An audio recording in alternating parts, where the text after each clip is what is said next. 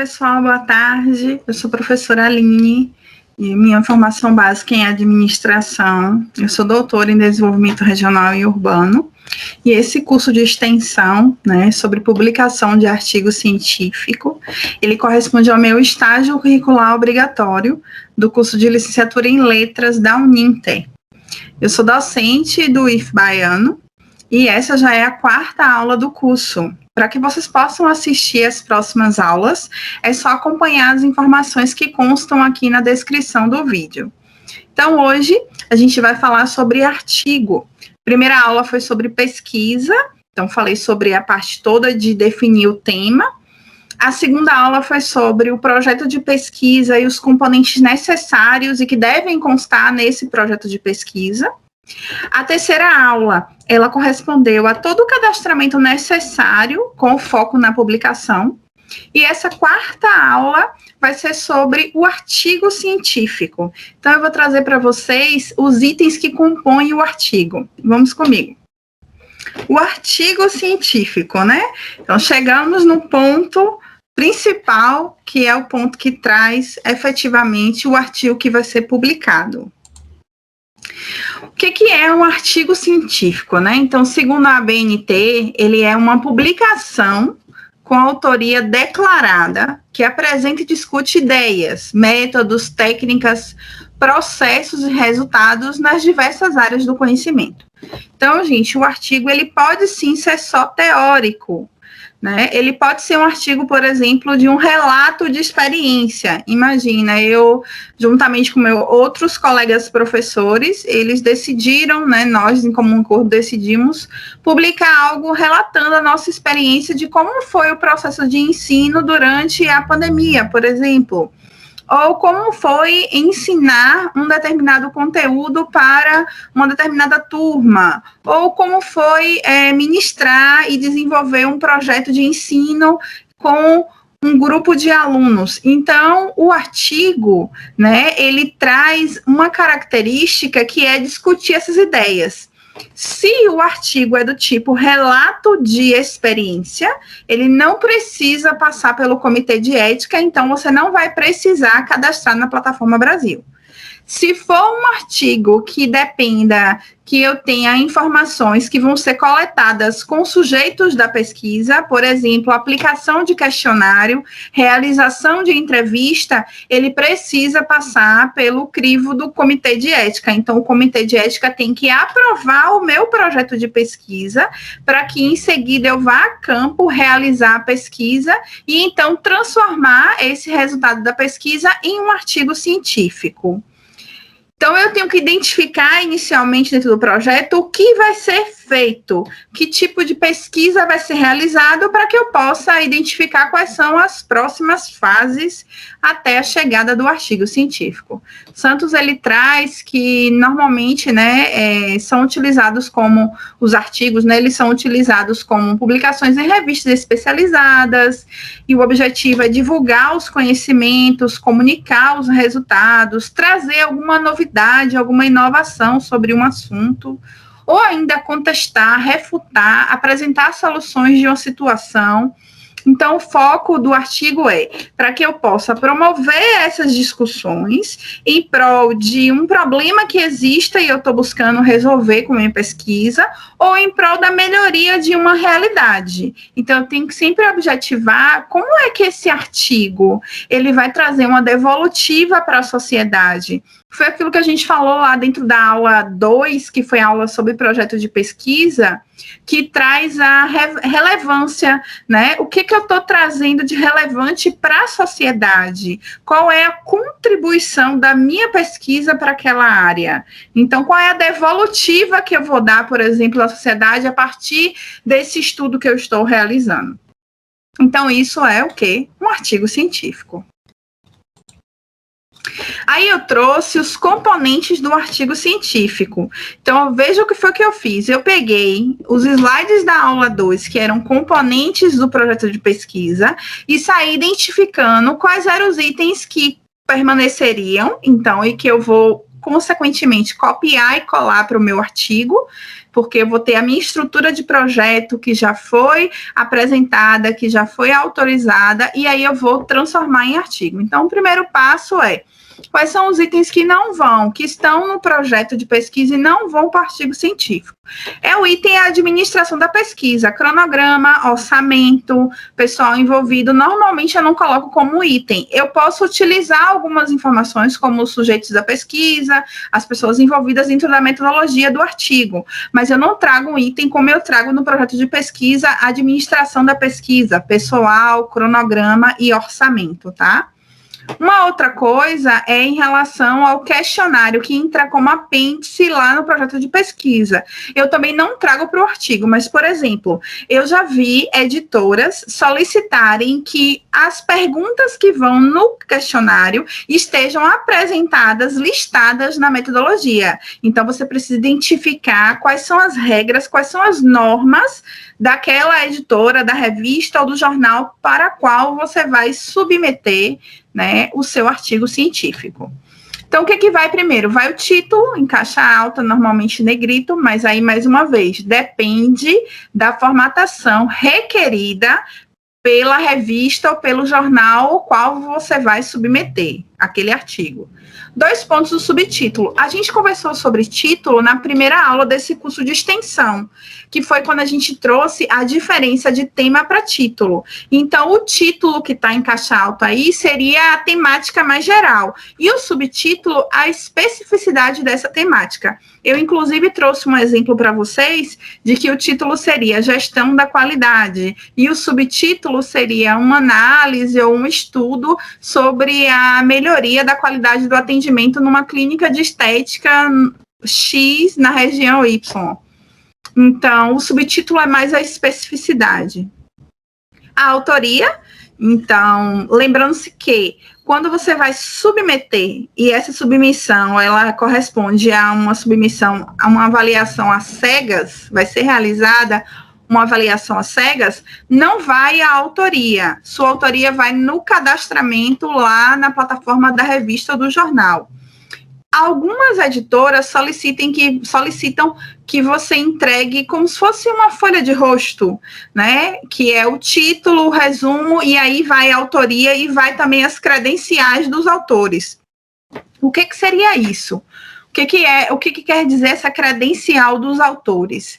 Ele vai corresponder às informações de titulação do autor, instituição, e-mail. Então, aí você tem que também se atentar aos modelos que existem dentro do site da revista.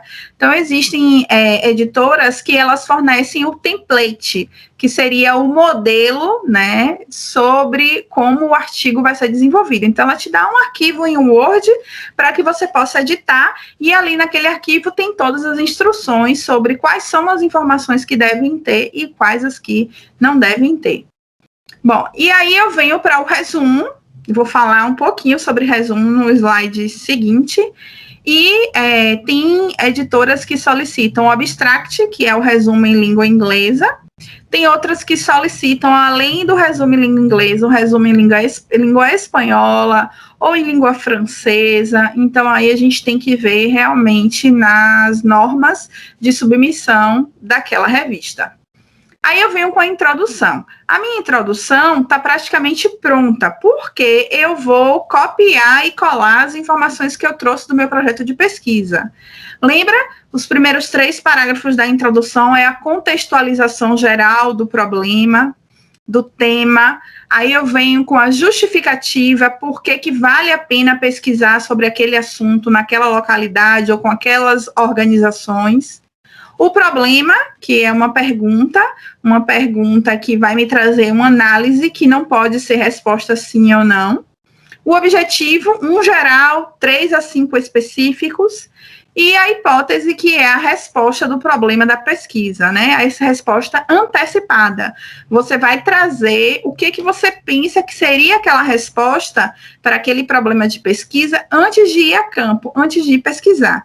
Então, observe que todas essas informações já estão lá no seu projeto de pesquisa. Inclusive, o ideal seria que você assistisse a aula 2 seguisse a sequência lógica, né, gente? A gente está na aula 4. Então, assim, essas informações da introdução, eu falei todas elas de forma destrinchada na aula 2, que foi a aula sobre os componentes do projeto de pesquisa.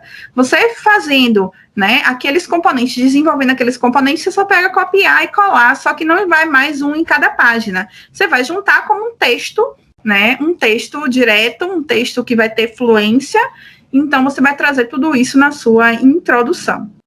Só lembrando mais uma vez, quem quiser assistir as outras aulas, ou se você chegou nesse vídeo aqui e não sabia que tinha outras aulas, aqui na descrição do vídeo eu vou listar o link de todas as aulas na sequência em que ele foi desenvolvido e na sequência ideal para que você obtenha um maior aprendizado em relação à publicação de artigo científico.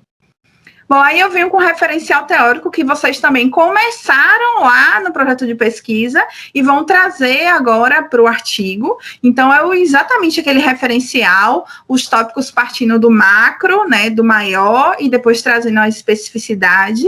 Lembrando-se que no referencial teórico eu não falo de nada em relação à minha unidade de análise, por exemplo, a empresa que eu escolhi para pesquisar. Nada disso eu trago aqui agora. Tá? No referencial teórico eu vou trazer a teoria, então eu vou trazer as conversas entre os autores, então eu vou trazer pontos de convergência, de divergência entre eles, eu vou trazer a minha opinião crítica, lembrando-se que sempre na terceira pessoa, então eu vou tratar pode-se, percebe-se, nesse sentido acredita-se que, compreende-se que, então sempre trabalhando esse tipo de linguagem. Tá? No referencial teórico, eu vou fazer uma análise crítica das abordagens teóricas. Então, através do referencial teórico, eu vou trazer informações teóricas sobre algo prático que eu venho a pesquisar. Por que o referencial teórico eu preciso ampliar no artigo?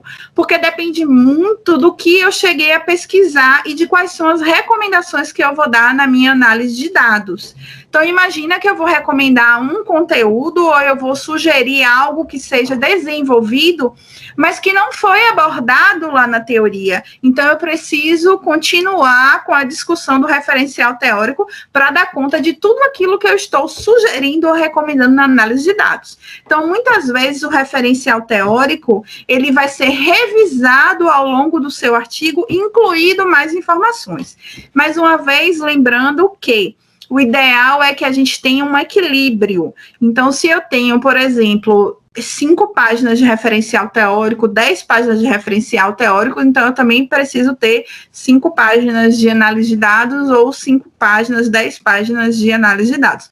Para que eu não tenha um referencial muito grande para minha análise de dados, nem muito pequeno. Então, que eu consiga fazer de uma forma que fique equilibrada a teoria com a prática. A teoria, ela vai estar prevista no referencial teórico, também chamada de revisão de literatura, e a prática, ela vai estar prevista lá na análise de dados, na análise dos resultados. Em seguida, eu vou pegar a minha metodologia que eu desenvolvi no meu projeto de pesquisa e vou copiar e colar e trazer aqui para o meu arquivo em Word do meu artigo. Tá? Essa metodologia eu vou identificar se ela contempla tudo o que é necessário.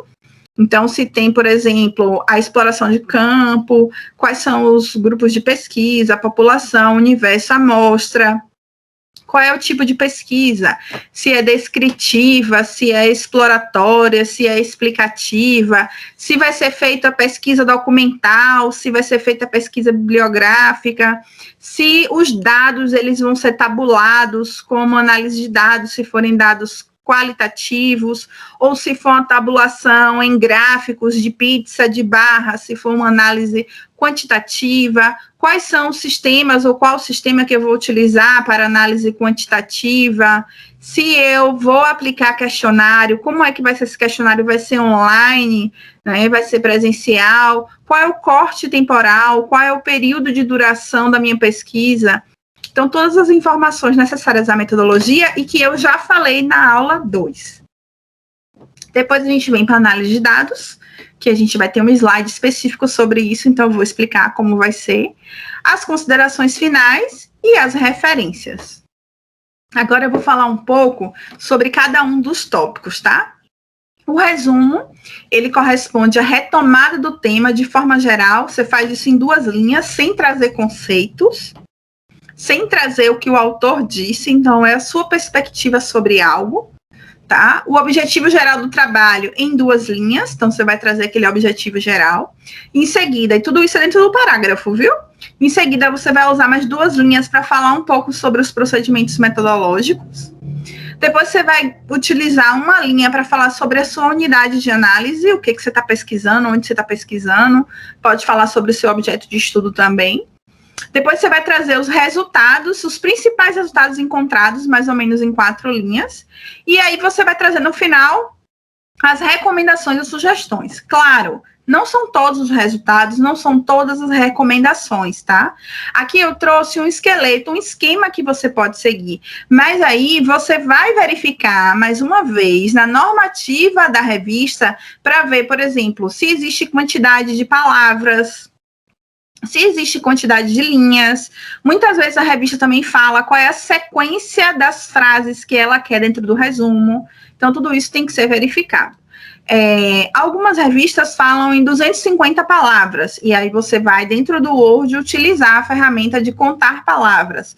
Você tem que verificar se são palavras com espaço ou sem espaço, porque aí vai mudar, né, essa contagem. Normalmente a fonte é Arial 12, o espaçamento entre as linhas é simples e entre os parágrafos é 0 pontos, tá? Depois você vai dar um Enter e vai colocar palavras-chave. As palavras-chave normalmente são de 3 a 5 palavras-chave, separadas por ponto e vírgula, em minúsculo, tá? E na ordem que elas aparecem no resumo. Então, se o seu resumo você tem lá a primeira palavra, né, que você achou interessante, competitividade, você coloca competitividade, ponto e vírgula, aí vai a próxima palavra que você achou importante. Qual é a dica? Não coloque nas palavras-chave palavras que tem no seu título ou no seu subtítulo. Por quê? As palavras-chave são uma maneira de fazer filtragem dentro dos bancos de dados. Então, isso significa que, caso alguém queira pesquisar sobre aquele assunto, estando aquela palavra que a pessoa está pesquisando no seu título ou nas suas palavras-chave, a pessoa vai encontrar o seu artigo e, possivelmente, ela vai citar o seu artigo dentro do trabalho dela. E isso faz com que o seu trabalho, ao longo do tempo, ele se torne muito mais relevante. Quantas vezes ele foi citado, né? E aí, essa pessoa, ela consegue que o seu trabalho entre nessa filtragem, a gente consegue fazer com que amplie as chances do seu trabalho, né, aparecer nessa filtragem se você traz palavras que são diferentes do que está no título. Então, isso faz com que amplie essa margem. Óbvio que você vai ter que trazer palavras que são importantes, que ao ler as palavras-chave eu tenho a noção sobre o que aquele trabalho está abordando. Então, o resumo, normalmente, a gente faz depois que o artigo está pronto, justamente porque vão os resultados e as recomendações, isso é algo que a gente só faz no final. Então, o artigo, ele vai te dar essa visão, o resumo, ele vai te dar essa visão geral, e a pessoa vai ler o seu resumo e vai se interessar, é o que se pretende, né? Vai se interessar por continuar a ler o seu trabalho ou por utilizar o seu trabalho para citar dentro do trabalho dessa outra pessoa. Então, o que eu recomendo? Se você estuda sobre uma área específica, você publicou um trabalho, no seu próximo trabalho, faça a citação do seu trabalho anterior, que isso é muito importante para que o seu trabalho tenha maior impacto quando você cita a quantidade de vezes que foi citado. Dentro do ResourceGate, vou colocar o link aqui nas descrições, você também consegue ver os trabalhos que foram citados internacionalmente, tá? Então, pessoas de outros países que buscam pelo seu trabalho e citam o seu trabalho. Na introdução, a gente normalmente utiliza, né, 3 parágrafos gerais, 2 de justificativa, e aí eu trago o problema de pesquisa. Como é que eu vou reescrever isso? Então, a minha sugestão é você colocar logo, ou diante do exposto, ou nesse sentido, assumiu-se por problema de pesquisa a seguinte questão. Aí eu venho com a pergunta: de que forma pode-se promover a melhoria da qualidade do atendimento na clínica X, né, de uma cidade específica. E aí, em seguida, eu já venho com a resposta, com a hipótese, que é a resposta que eu penso que seja a resposta antes de ir a campo realizar a pesquisa, né? Assim, tem-se por hipótese, né, que aí eu vou e trago a hipótese. Lembrando que eu expliquei como é que faz a hipótese na aula 2. Em seguida, eu trago os objetivos. Em relação ao objetivo geral, buscou-se, aí você traz o texto do seu objetivo geral. E os objetivos específicos foram, aí você traz os seus 3 a 5 objetivos específicos. Tudo isso em um parágrafo a partir do objetivo geral e do específico. Então, no final, você traz a estruturação para fechar a sua introdução. Assim, essa pesquisa foi estruturada da seguinte forma. Esta introdução contendo o delineamento inicial da pesquisa, o referencial teórico contendo os tópicos X, Y, Z, você vai trazer para aí os seus tópicos, a análise de dados coletados a partir da aplicação de questionário, se for o caso de ter aplicado questionário, as considerações finais, as referências, conforme será descrito a seguir. Então, essa seria a sua introdução. Isso aí vai dar em torno de umas 2 páginas, mais ou menos, tá? Dentro do artigo. E aí você segue, né, caminhando com o artigo. Por que eu trouxe novamente aí, e aí novamente porque a gente já falou sobre isso em aulas anteriores, esse fluxo, para que você possa se lembrar de que sua hipótese precisa ser confirmada ou precisa ser negada ou confirmada parcialmente lá nas considerações finais do artigo. Então, você apresenta a hipótese aqui na introdução e lá nas considerações finais é que você vai negar, é que você vai comprovar, confirmar parcialmente ou não, tá? Então, a hipótese, ela é um instrumento, ele é um item opcional, mas que ele te ajuda, você adotando a hipótese, ele vai te ajudar a dar uma visão mais objetiva do que você está pesquisando e faz com que o leitor entenda o que você pensava sobre isso e o que foi que você descobriu sobre aquele assunto depois de ir a campo. Então, eu acho a hipótese ela muito importante. O referencial teórico, então ele corresponde a um conhecimento teórico, né? Ele vai acarretar um rigor conceitual. É importante que a gente tenha parágrafos de ligação, e aí ficou de eu mostrar a vocês como seriam esses parágrafos de ligação. Então, na próxima aula, que eu vou mostrar um artigo que foi desenvolvido e foi submetido para o Comitê de Ética, vocês vão entender como é essa ligação. Então, na aula seguinte, eu vou abordar sobre isso, tá? Então, o referencial, você vai trazer uma tomada ampla sobre o tema, sem perder a noção do problema. Você vai definir conceitos importantes. Dentro dos procedimentos metodológicos ou metodologia da pesquisa, você vai expor as etapas da investigação, as etapas da pesquisa, né? Então, você vai trazer os objetivos da pesquisa. Que objetivos? Se é descritiva, porque aí eu estou falando de metodologia. Se é um objetivo descritivo, porque você vai descrever a realidade de uma empresa específica. Se é explicativo, porque você vai explicar sobre uma temática, né, numa visão onde você está trazendo algo, por exemplo, inovador. Se é experimental, então você está feito análise, você vai fazer um experimento, vai ser algo empírico. Então, aí você vai trazer todas essas especificações do tipo da pesquisa, tá?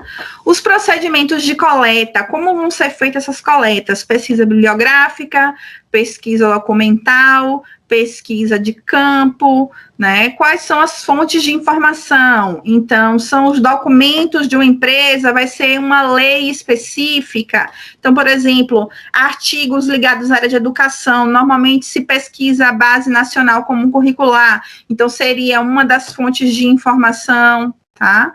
Então, a fonte de informação, ela vai corresponder também dentro dela quais são os instrumentos de coleta de dado.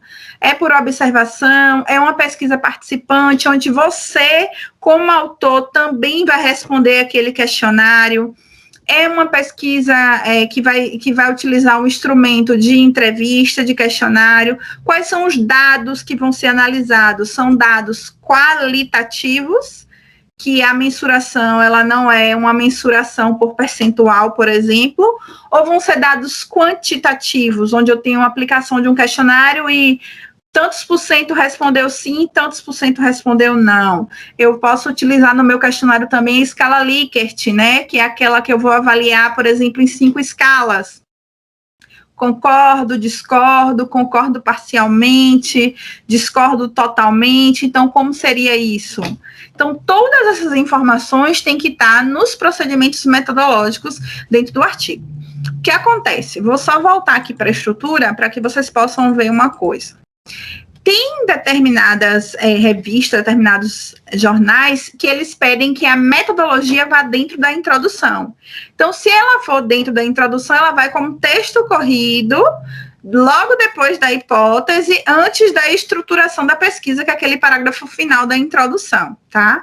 Se a revista não falar como seria isso, o que você pode fazer? Você pode olhar edições anteriores da revista para ver os artigos que foram aprovados, como eles estão estruturalmente falando, qual é a ordem desses pontos, né, que está aí nessa revista, tá?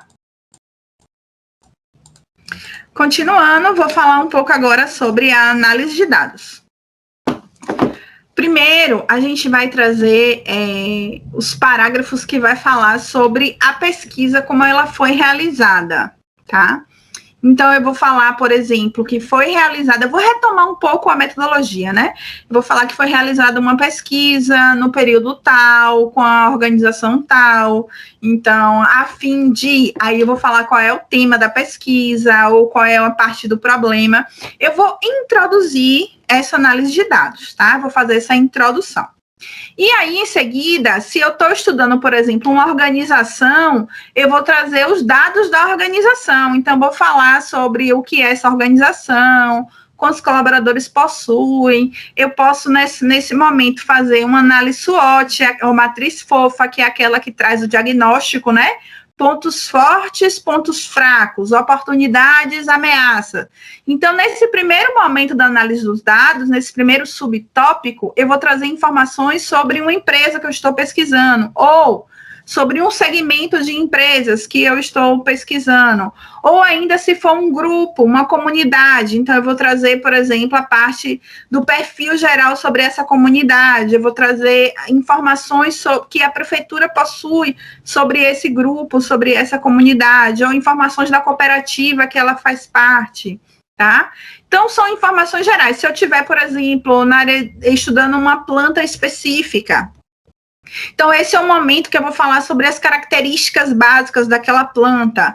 Então, é um momento de caracterização, tá? O segundo momento da análise de dados são os dados mesmo tabulados, são os resultados da pesquisa, tá? Onde eu vou apresentar o questionário, ou se foi feita uma entrevista, eu vou apresentar a transcrição da entrevista. Então, é nesse momento dos dados tabulados que se faz também uma coisa chamada triangulação. É algo em 3 pontos específicos. Então, eu trouxe aí um exemplo para que vocês possam identificar como seria feita essa triangulação. Vamos ver em seguida. Eu tenho aqui um gráfico, tá? Que ser gráfico em pizza, gráfico em barras, é você como autor é que vai definir qual seria o melhor formato para identificar aquele conteúdo.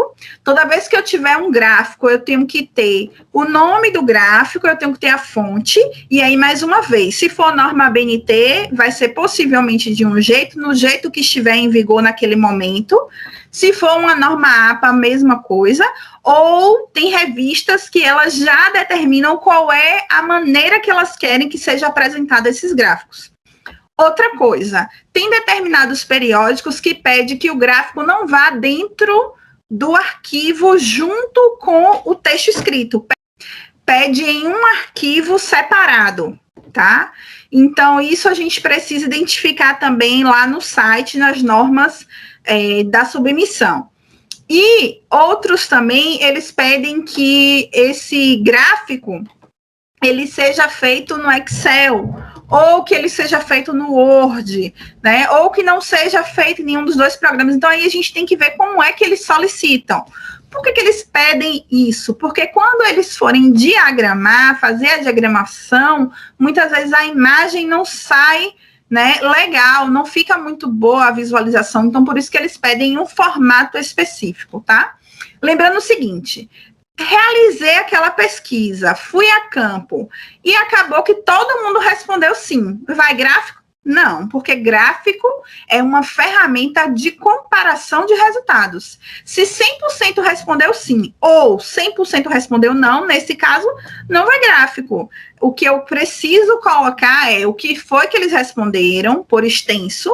Então, 100% dos pesquisados responderam isso, mas não vai gráfico. O gráfico vai quando eu tenho essa comparação de duas ou mais variáveis, tá? Então, trouxe a pergunta, né? Então, aqui no caso, a pergunta vai ser sobre a qualidade do atendimento prestado, tá? E o gráfico 1, eu tenho que ter um título do gráfico, que corresponde àquela informação que está ali, tá?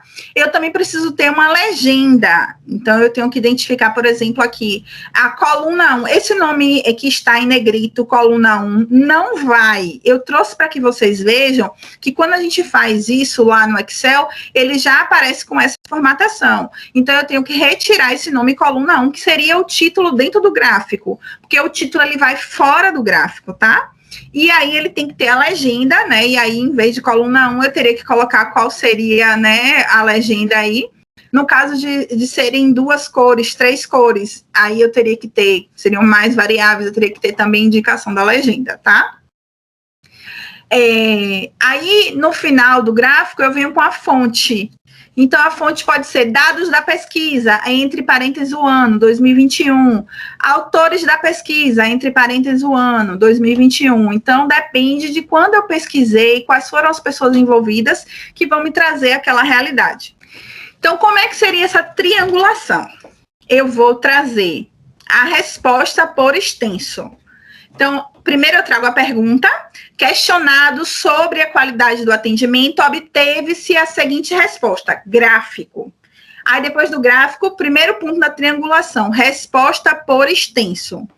Sobre a qualidade do atendimento prestado na clínica X, 80% considera que o atendimento é de qualidade e 20% considera que o atendimento não é de qualidade, resposta por extenso. Trouxe o gráfico, tenho que trazer a resposta por extenso. Como é que eu descrevo essa resposta por extenso? Na ordem do maior para o menor. O maior é a maior quantidade de respostas que eu tive de um item, tá? Aí eu venho logo, percebe-se que o atendimento realizado na clínica X é de qualidade, ou 80% diz que era de qualidade, né? Aí eu vou trazer o que a organização faz para que eu tenha esse maior percentual das respostas. É o segundo ponto de triangulação. Então, eu, como autora, o que foi que eu descobri para chegar nesta resposta? 80% considerou de qualidade. Aí eu vou dizer, né? Eu vou identificar na minha pesquisa e vou dizer, pois os colaboradores são treinados para realizar um atendimento ágil, eficiente, além de que a comunicação organizacional é facilitada pela normativa que eles utilizam, padronizando as informações, as mensagens. Então, eu estou trazendo a minha visão sobre o que a empresa faz para que eu tenha alcançado esses 80% de atendimento de qualidade. Aí eu venho com o terceiro ponto da triangulação, que é a minha crítica.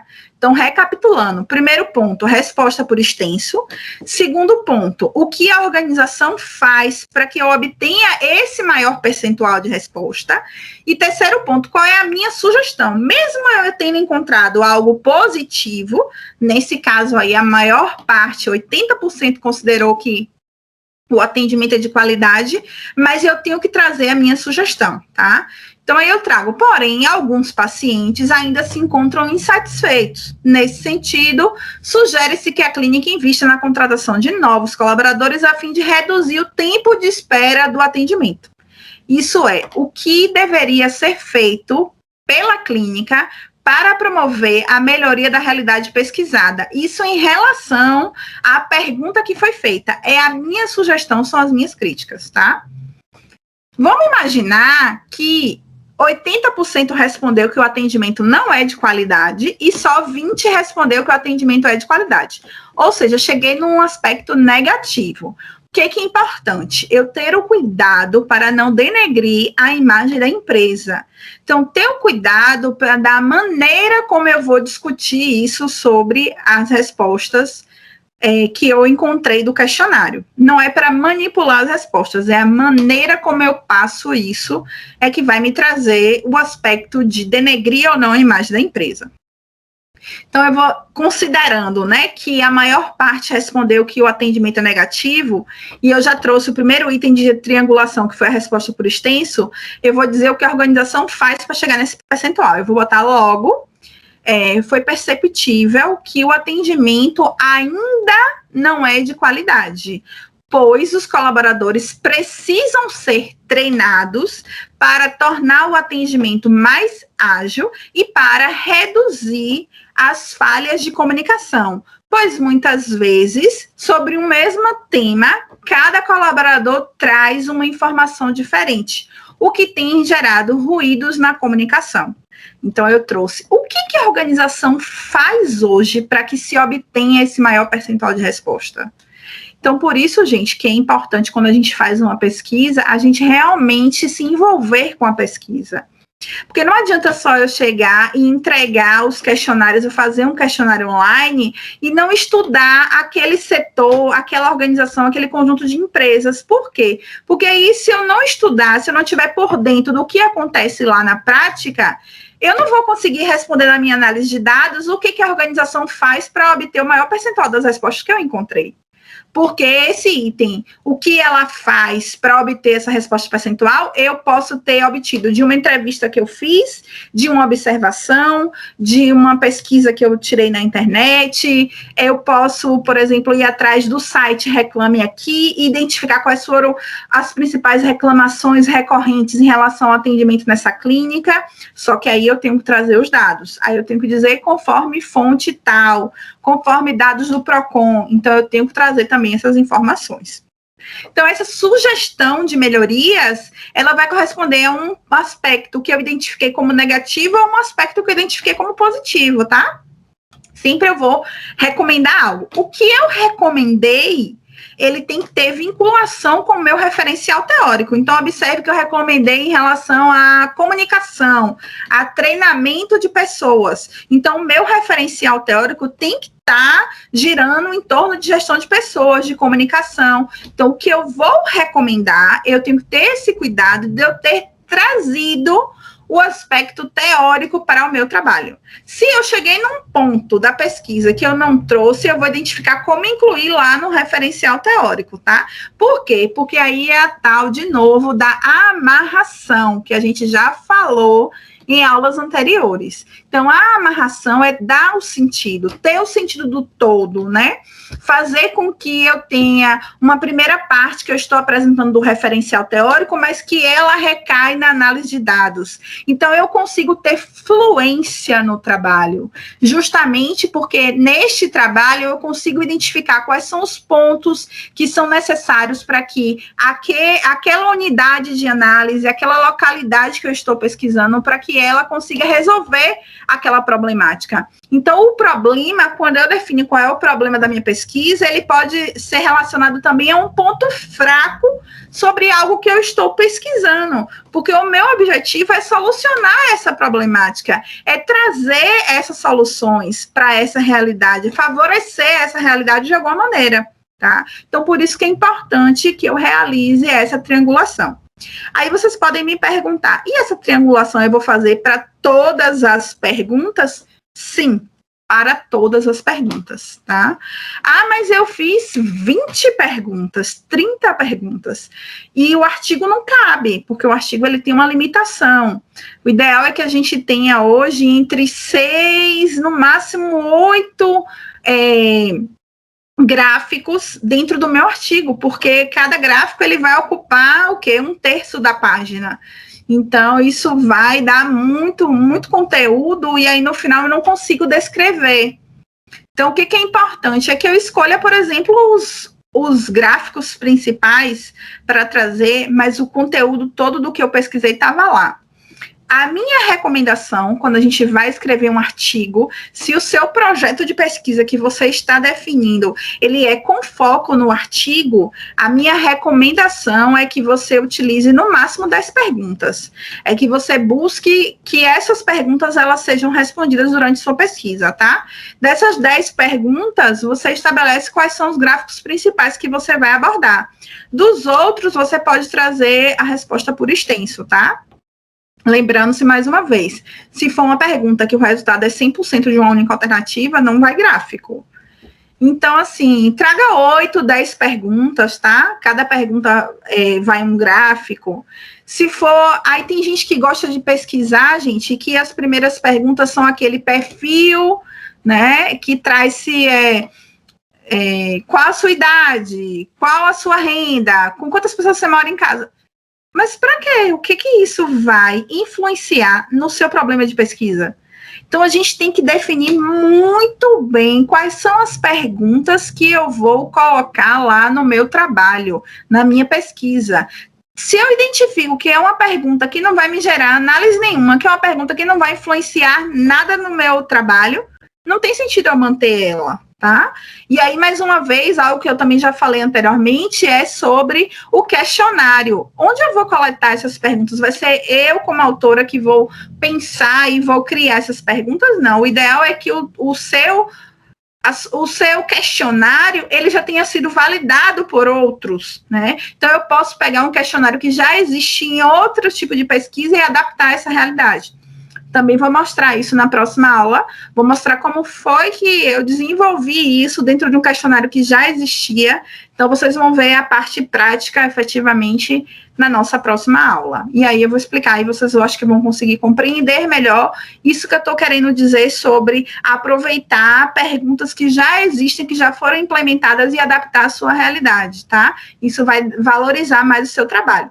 Caso não, você pode fazer um pré-teste com aquele questionário que você criou, né? Então, você vai aplicar para ver qual é o resultado que você obtém. E aí, se você vê que o resultado é satisfatório, você vai e aplica com o restante todo que você está pesquisando. E por aí vai. Então, na triangulação, é uma maneira, é um estilo de escrita, tá?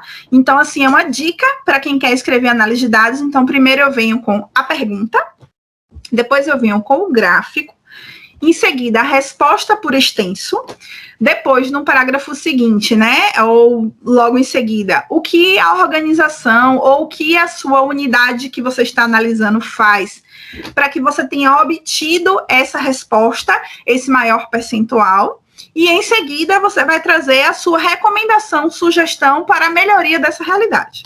Lembrando-se que quando você vai escrever a resposta por extenso, é sempre do maior para o menor. Então, imagina que você tenha 3 itens, né?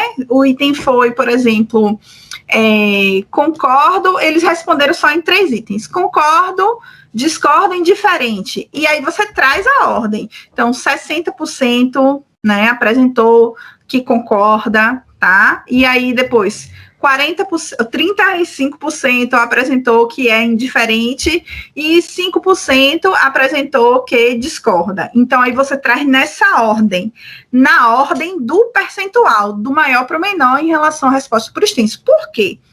Porque o que você vai falar sobre o que a organização faz é apenas sobre o maior percentual. Se o percentual ficou muito parecido, 55, 45, aí você fala dos dois, porque a pesquisa que você fez, ela não consegue determinar muito bem, né, essa resposta. E as considerações finais, que não são conclusões, porque normalmente conclusão a gente utiliza em tese de doutorado, tá? As considerações finais, elas correspondem. Primeiro, eu vou retomar o tema. Então, eu vou trazer um parágrafo falando de forma geral sobre o tema, sem citar autores, sobre o que eu penso sobre o tema, mas sempre na terceira pessoa. Em seguida, eu trago um parágrafo confirmando ou não a hipótese e explicando por que isso aconteceu. Então, aí, nesse caso, eu posso retomar o objetivo geral ou retomar o problema de pesquisa. E depois eu venho trazer quais foram os principais resultados e eu posso falar sobre as principais recomendações e eu posso também sugerir que outras pessoas apliquem esse meu trabalho em outras realidades, ou que ele sirva para a disseminação do tema nessa área de pesquisa. Então, as considerações finais eu vou falar se eu confirmei ou não a hipótese, se o objetivo ele foi alcançado, como foi, quais são os principais resultados disso e como é que eu consigo dar andamento a esse trabalho. O trabalho ele não finalizou aqui nessa publicação. Então, o que eu sugiro para que o trabalho ele avance? Outras pessoas pesquisem sobre esse tema, aplicar questionários com mais sujeitos de pesquisa em outras comunidades. Então, eu vou trazer essa sugestão lá dentro das minhas considerações finais. E depois dela, eu trago as minhas referências, lembrando que tudo que está no trabalho que foi citado tem que estar nas referências. E tudo que estiver na referência é porque está citado de forma direta ou indireta no trabalho. Então, é isso, gente. Então, essa é a nossa quarta aula. O que ficou agora para frente, né? Vai ficar uma última aula, que é a aula 5. E nessa aula 5 eu vou trazer exemplos de artigos que eu já fiz, já produzi, ou que estão em processo de submissão, estão aguardando, né, por exemplo, resposta do Comitê de Ética, para que vocês vejam como é a prática mesmo em relação à publicação do artigo científico. Então, vou trazer mais a perspectiva dos exemplos. Além disso, todas as perguntas que vão ficar aqui no chat e de pessoas que já entraram em contato comigo, eu vou conseguir na próxima aula já responder. Então, eu vou trazer uma listagem de perguntas, né, coisas que chegaram a mim sobre dúvidas mais pontuais, e aí eu vou responder, então, essas dúvidas, além, é claro, de toda a interação que a gente vai ter aí no chat aqui do YouTube, tá? Então, espero que vocês tenham gostado e aguardo vocês na nossa quinta aula. Além disso, eu deixei links sobre extras. São, na verdade, alguns extras que já tinham no meu canal e que eu trouxe mesmo a fim de complementar esse curso. Por exemplo, eu fiz uma entrevista com um mestre e ele traz a perspectiva dele de como foi a primeira publicação dele. Eu também entrevistei, né, estudantes de mestrandos, né, sobre como é a apresentação de um trabalho científico numa banca de qualificação e uma banca de defesa de mestrado. Então, tudo isso é vinculado à parte de publicação científica. Então, eu trouxe como extra aqui no curso de extensão, tá? Esses outros vídeos extra, eles são mais curtinhos, mas eles conseguem dar a vocês uma noção geral de tudo isso que a gente está falando. Então, aguardo vocês na aula seguinte e aguardo também as perguntas que vocês possam ter. Até lá!